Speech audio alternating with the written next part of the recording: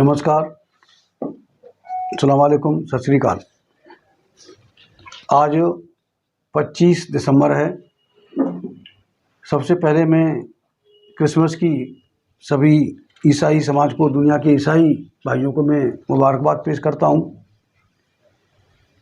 कि ईसाइयों पर भी जिस तरह से हमले हो रहे हैं, जिस तरह से उनको लपेटा जा रहा है, दलित और मुस्लिम के बाद में ईसाई निशाने पर है। आज एक और महत्वपूर्ण तारीख है। आज के ही दिन 25 दिसंबर 1927 को बाबा साहब ने मनुस्मृति जलाई थी। तो मनुस्मृति जलाने का मतलब था कि ब्राह्मण राज का खात्मा, ब्राह्मणवाद का खात्मा। 1927 से लेके आज तक लगता है कि हमारा समाज सोया हुआ है। बाबा साहब की बात पे उतना गौर नहीं किया, और जो लोग सत्ता के गलियारे में भी नहीं होने चाहिए, सत्ता से दूर होने चाहिए, आज वो सत्ता के अंदर बैठ के हम पूरे दलित और मुस्लिम समाज की मतलब सत्यानाश में तुले हुए हैं। तो ये आज का महत्वपूर्ण दिन। हमारी आबादी, दलितों की आबादी देखी जाए तो 1/4 आबादी ही हम।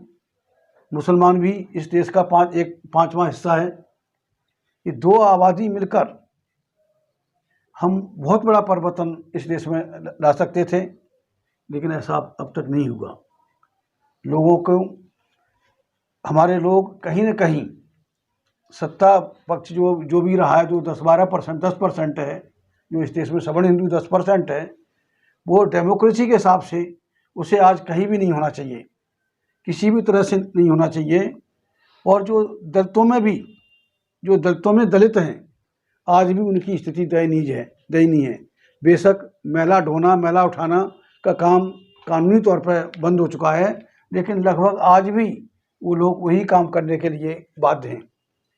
तो ऐसे इस मौके पर हम लोग अम्बेडकर समाज पार्टी खास तौर से हम लोग चाहते हैं कि जो दलितों में भी दलित हैं, हमारा वाल्मीकि समाज को अपलिफ्ट किया जाए। दलितों में और भी जाति हैं, चमार, जाटव और तमाम लोग हैं, इनको तो मौके भी मिले और वो लड़े भी इसके लिए, लेकिन वाल्मीकि समाज हमारा वहीं के वहीं पिछड़ा हुआ है।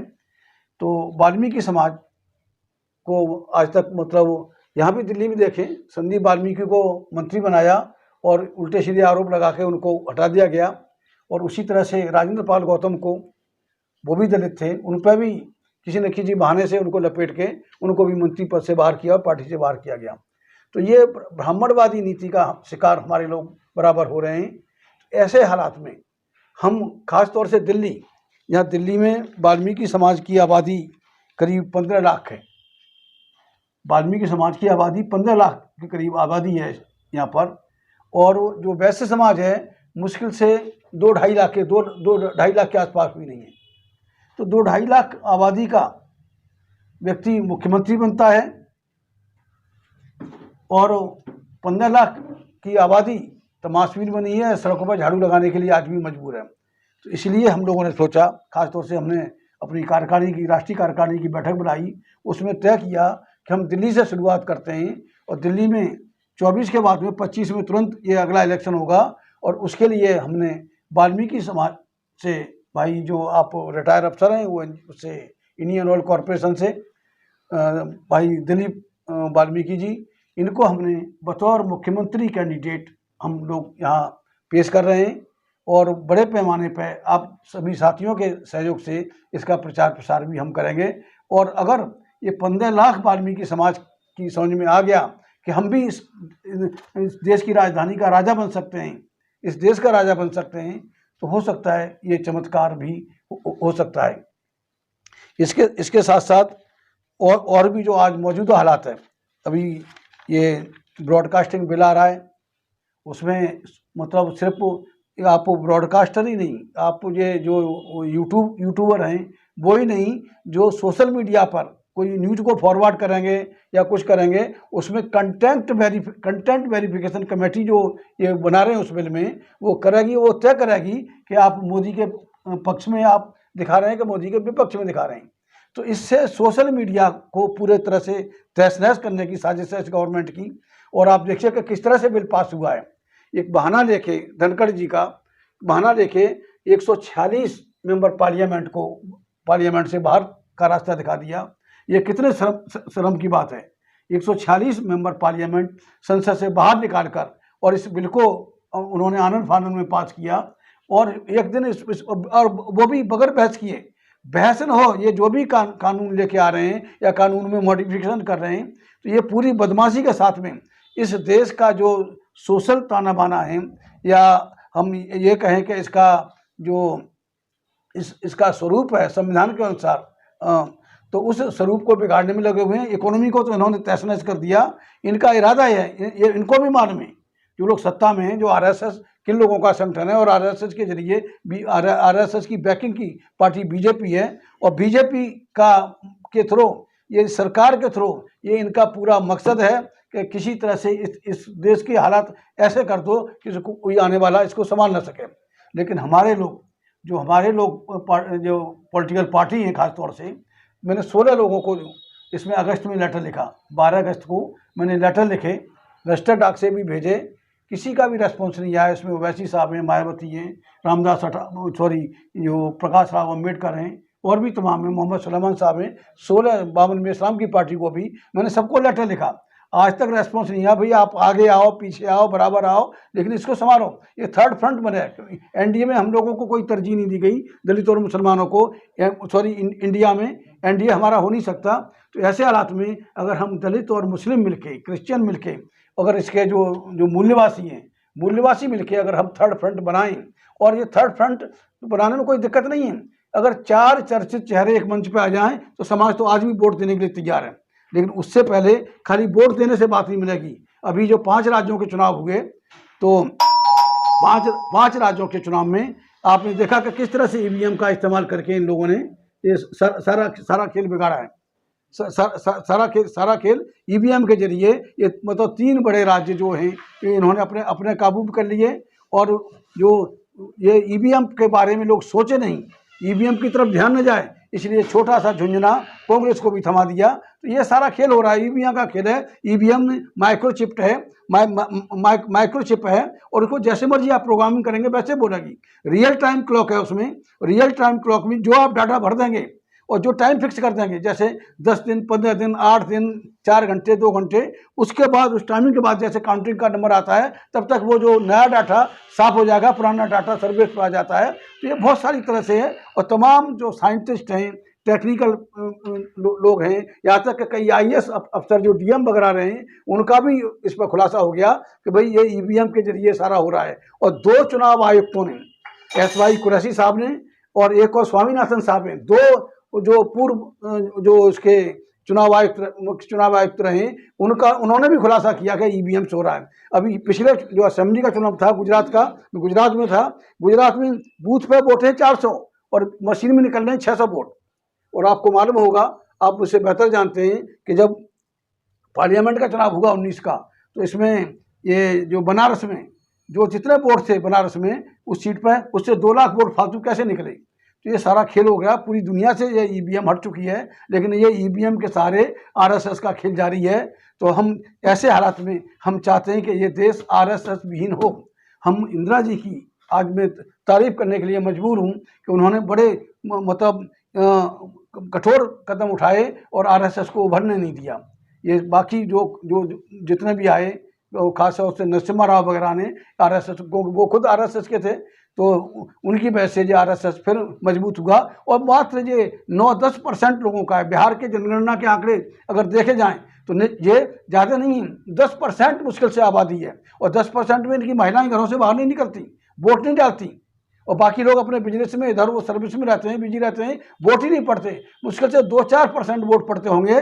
लेकिन हमें लोगों को जो साम दाम कहते तो ये हैं कि अंग्रेज डिवाइड एंड रूल की पॉलिसी लागू करके गया, लेकिन अंग्रेज इनसे सारी बदमाशी सीख के गया है। अंग्रेज बदमाश नहीं था। अंग्रेज ने तो इनके जो काले कानून थे, चाहे सती प्रथा हो, चाहे कुछ भी हो, और यहाँ तक के ब्राह्मण जज नहीं होना चाहिए, ब्राह्मण का न्यायिक चरित्र नहीं होता 1919 में ब्रिटिश गवर्नमेंट ने ऑर्डर पास करके कहा कि ब्राह्मण का न्यायिक चरित्र नहीं होता, इसलिए इनको जुडिशरी में नहीं रहना चाहिए। तो तमाम ये उन्होंने एक्ट पास किए इनके जो पाखंड था उस पर लगाने के लिए। तो उन्होंने तो ये मतलब वो तो प्रोग्रेसिव किस्म के लोग थे। साम दाम दंडभेद जो इनके वेदों में लिखा हुआ है, जो डिवाइड एंड रूल से भी ज़्यादा खतरनाक है। तो उसके जरिए मुझे लगता है अंग्रेज इनसे बदमाशी सीख के गया और इन्होंने अंग्रेजों से बदमाशी नहीं सीखी। तो ऐसे ऐसे हालात में देखिए अब क्या है, कानून तो मैं समझता हूँ कि पहले दिन से ही लागू हुआ, संविधान इम्प्लीमेंट नहीं हुआ। संविधान उन लोगों के हाथ में गया जो यहाँ के दलितों को या मुसलमानों को फूटी आँख देखना पसंद नहीं करते। पंडित जवाहरलाल नेहरू के हाथ में, पंडित जवाहरलाल नेहरू की फैमिली ने 80 तक उसमें सब 80 लगभग 80 तक, उससे पहले जो 1977 तक राज किया इसमें। उसके बाद में और जो भी आए ब्राह्मण या ब्राह्मण जिनकी आबादी 3% है देश में, 3% का प्राइम मिनिस्टर बनता है, 3% के चीफ मिनिस्टर बनते हैं, चीफ मिनिस्टर के 3% के गवर्नर बनते रहे, और बाकी लोग जो मेजोरिटी है 90% आबादी इनका मुंह देख रही है। और यहाँ तक कि मॉब लिंचिंग में, संविधान को ताक पर रखकर मॉब लिंचिंग में किसी भी मुसलमान को अगर जय श्री राम नहीं बोला तो उसको पीट पीट के भीड़ मार देती है, और उसके क्या कार्रवाई होती है आज तक किसी को कोई फांसी नहीं लगी, किसी को नहीं हुआ। तो जो जिस तरह से इस देश की जो हालात खराब हो रहे हैं, इस देश की फिजा खराब की जा रही है, डेमोक्रेसी को बिल्कुल हिपोक्रेसी बना दिया, डेमोक्रेसी खत्म हो चुकी है, पूरी तरह से तानाशाही है। और जो नया जो ब्रॉडकास्टिंग बिल इन्होंने पास किया है, फर्जी तरह से पास किया है, उससे मैं नहीं समझता कि सोशल मीडिया की जबान एकदम बंद हो जाएगी। और जो वैसे और भी लोग थे जो सोशल एक्टिविस्ट थे और जो एक्टिव रहते थे सोशल मीडिया पे, वो भी उनके भी न्यूज कंटेंट वेरिफिकेशन कमेटी उसको वेरीफाई करेगी। अगर कहीं उनकी नज़र में गलत हुआ, अगर आपने मोदी की जय हो का बात नहीं की, मोदी के हक में बात नहीं की, तो निश्चित तौर से लगता है कि जो पूरा जो सोशल एक्टिविस्ट हैं अपार्ट फ्रॉम मीडिया, वो भी जीरो हो जाएंगे। और निश्चित तौर से पूरी हिटलरशाही तानाशाही चल रही है। तो ऐसे हालात में हमने उस समाज को हम जोड़ने की कोशिश कर रहे हैं जिसको आज तक किसी ने नहीं जोड़ा। और अगर वो जरा भी वो समझेंगे कि हाँ भाई उनका भी व्यक्ति मुख्यमंत्री बन सकता है, तो निश्चित तौर से ये एक बड़ी बात होगी। और अगर 15 लाख वाल्मीकि समाज अगर तैयार हो गया, तो दूसरा मुस्लिम और दीगर दलित हैं वो बिल्कुल तैयार है। हम लोगों की बात हो चुकी है, मुस्लिम ऑर्गेनाइजेशन में बात हो रही है, दूसरे दलित ऑर्गेनाइजेशन से ही बात हो रही है, बिल्कुल तैयार है। आम राय होने के बाद में हमने भाई दिलीप कुमार वाल्मीकि जी को एज बतौर मुख्यमंत्री हम इसमें पेश करेंगे और उसी तरह से प्रचार करेंगे, आपका सहयोग लेंगे। एक और बात मैं कहना चाहूँगा कि जो 146 मेंबर पार्लियामेंट निकाले, 146 मेंबर पार्लियामेंट के साथ मेरी सहानुभूति है, लेकिन उन्हें आंदोलन का रास्ता अख्तियार करना चाहिए, बैठने जाना चाहिए, चाहे कांग्रेस के हो किसी भी पार्टी के हो, आंदोलन करना चाहिए। अगर 146 मेंबर पार्लियामेंट अपनी कंस्टिट्यूंसी से 1000 आदमी लाएं, तो 146,000 आदमी आ जाएंगे। और 10,000 आदमी अगर दिल्ली में एक्स्ट्रा आ जाए तो दिल्ली की ट्रैफिक व्यवस्था खराब हो जाती है। तो 1,46,000 लोग यहाँ पे आ जाएं तो मोदी की नाक में वो दुनिया देखेगी। मोदी जैसा व्यक्ति परेशान हो जाएगा और सुप्रीम कोर्ट को भी सुओ मोटो एक्शन लेके इनके खिलाफ कार्रवाई करनी होगी। तो हम चाहते हैं कि ये जो हमारे 146 मेंबर पार्लियामेंट हैं वो अगर तैयार हैं, तो इस आंदोलन के लिए इसके गवर्नमेंट के खिलाफ मोदी और अमित शाह की हिटलरशाही के साथ अगर इस देश से ये मोदी योगी और इसको शाह जैसे लोगों को नहीं, ये डेमोक्रेसी के इविल इफेक्ट हैं। मोदी ये क्रिमिनल लोग हैं। जो आपको मालूम है कि जो बीबीसी की जो डॉक्यूमेंट्री आई थी, बीबीसी की डॉक्यूमेंट्री को अघोषित तौर पर बैन कर दिया गया, हटा दी गई यहाँ पे। तो बीबीसी की डॉक्यूमेंट्री ने बिल्कुल खुलासा कर दिया कि जो अपने होम मिनिस्टर को मरवा सकता है, वो हरेंद्र पांड्या को मरवाया इन लोगों ने। और इसमें सीधा इन्हीं की कारस्तानी थी, अमित शाह की और उसकी। मैं बिल्कुल फ्रैंकली बोल रहा हूँ।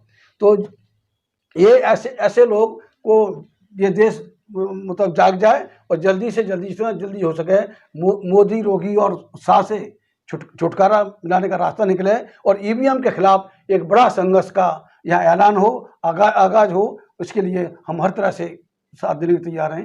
धन्यवाद।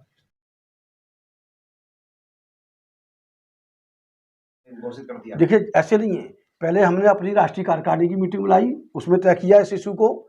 उसके बाद में जब और भी जो सामाजिक संगठन हैं और समाज के नेता हैं, खासतौर से वाल्मीकि समाज के नेताओं से हमारी बातचीत हुई, उनके ऑर्गेनाइजेशन के लोगों से बातचीत हुई, तो उन्होंने कहा एक अच्छा स्टेप है और हम इसमें पूरा सहयोग करेंगे। और मेरे पास उसी तरह से जब से इनका जो बैनर सोशल मीडिया पर पड़ा है, तमाम वाल्मीकि समाज के लोगों के मेरे पास मैसेज आ रहे हैं कि हाँ जी आपका ये कदम सराहनीय है, हम पूरी मदद करेंगे, पूरी तरह से जुटेंगे और भाई को मुख्यमंत्री बना के रहेंगे।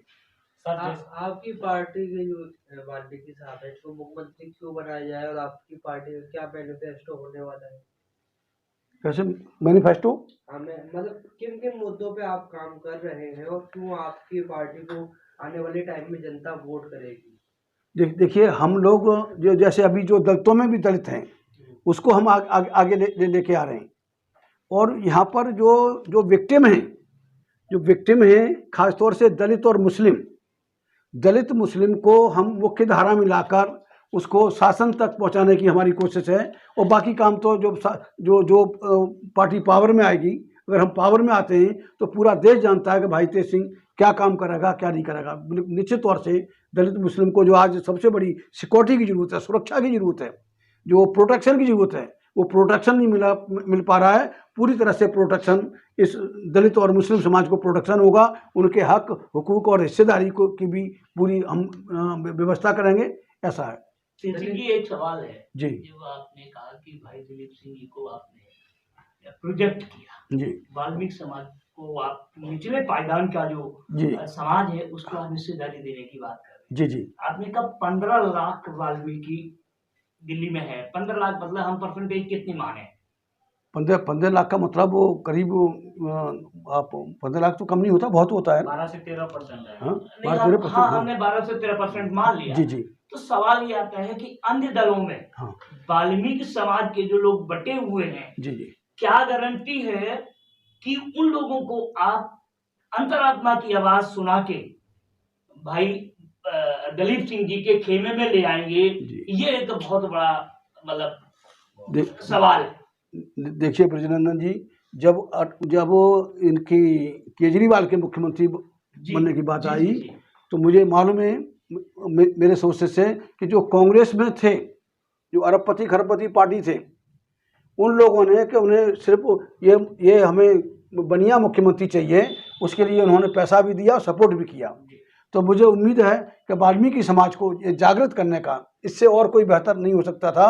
अगर उनकी समझ में आ गया तो निश्चित तौर से जाटव समाज, मुस्लिम समाज, ईसाई समाज, जो बाकी जो बहुजन समाज है या मूल्यवासी हैं, निश्चित तौर पर मेरे इस काम में वो साथ देंगे और निश्चित तौर से ये चमत्कार 2025 में होके रहेगा। सर एक काउंटर सवाल है इसमें कि जैसे आपने कहा कि ये सारे लोग आ जाएंगे, लेकिन मेरा मुख्यतः फोकस है जो अन्य दलों में बैठे हुए, जैसे कल परसों की बात है, जैकिसन जी ने बहुत संगठन लाके वाल्मीकि समाज के बहुत संगठन लाके लवली जी के साथ बातचीत किया, जबकि वहां जो उनके इंचार्ज हैं बाबरिया जी, उनके सामने हाय हाय हो गया जी। तो इस तरीके के रिजिमेंट भी अंदर है। देखिए जैकिसन जी को भी अंदर है, तो वो सब चीज आप अन्य दलों में, जैसे बीजेपी में भी नहीं है ऐसी चीज, तो आप कैसे लाएंगे?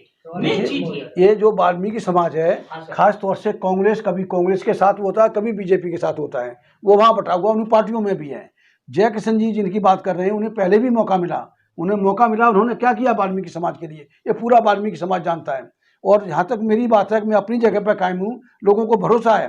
ये जो स्टेप है, देखिए politics is the game of possibility, राजनीति संभावना का खेल है। और वो मेरी संभावना, मैंने पूरे भाई दिलीप भाई को मैंने आगे करके ये संभावना पे मैंने विचार किया है और निश्चित तौर से इसमें उम्मीद हो सकती है। भाई तेज सिंह जी ये बताइए कि आप 2025 में इलेक्शन लड़ने की बात कर रहे हैं, 2024 का इलेक्शन है, इसमें आप लड़ेंगे या नहीं लड़ेंगे, तो आप किस पार्टी को सपोर्ट करेंगे? देखिए हम खुद पॉलिटिकल पार्टी हैं, हम कोई भी पार्टी अगर इस तरह की होती जो दलित और मुस्लिम के यहाँ के मूल्यवासियों के हित में काम कर रही होती, कांग्रेस को हमने पूरे 60-65 साल हमने सपोर्ट किया, उनके दो बैलों का दो बैल बनकर, एक बैल दलित एक बैल मुसलमान बनकर हमने 65 साल तक उनकी हुकूमत करवाई। वो अगर उन्होंने सही काम किया होता या मायावती या काशीराम दूसरे लोगों ने ये सही काम किया होता तो शायद अम्बेडकर समाज पार्टी की जरूरत नहीं पड़ती। तो हम सपोर्ट नहीं करेंगे किसी को, इशू बेस हो सकता है और साझेदारी के हालात पर कोई हालात ऐसे बनते हैं तो ऐसा होगा। और जहाँ तक 24 की बात कर रहे हैं, 24 के लिए अभी मैंने जिक्र किया था कि हमने जैसे NDA इंडिया में कोई दलित मुस्लिम को तरजीह नहीं मिली तो हमने भारत बनाया। भारत में के लेटर हेड पे हमने 16 पार्टियों को, ओवैसी साहब को, मायावती को, बामन मेश्राम को, प्रकाश राव अम्बेडकर को, मोहम्मद सुलेमान को, ये जो चंद्रशेखर आज़ाद को, जितने जो लोग पॉलिटिकल प्लेयर हैं, सबको हमने लेटर लिखा कि भाई आप इकट्ठे हो जाओ, समाज की वक्त की ज़रूरत है और देश को भी ज़रूरत है इस बदलाव के लिए। और उससे पहले मैंने लिखा कि ईवीएम के लिए भी संघर्ष करो, संघर्ष से संगठन होता है, संगठन से सत्ता आती है। तो मेरी कोशिश है, मैं उनसे लगातार बात भी करने की कोशिश कर रहा हूँ, उनसे मिलने की कोशिश कर रहा हूँ। और अगर कहीं इसमें उनकी समझ में आ गया, दो ही आदमी अगर बैठ जाएं, मायावती और ओवैसी बैठ जाएं, तो अभी इनको मतलब बेदखल कर देंगे, हम तो पीछे लग जाएंगे इन दोनों के।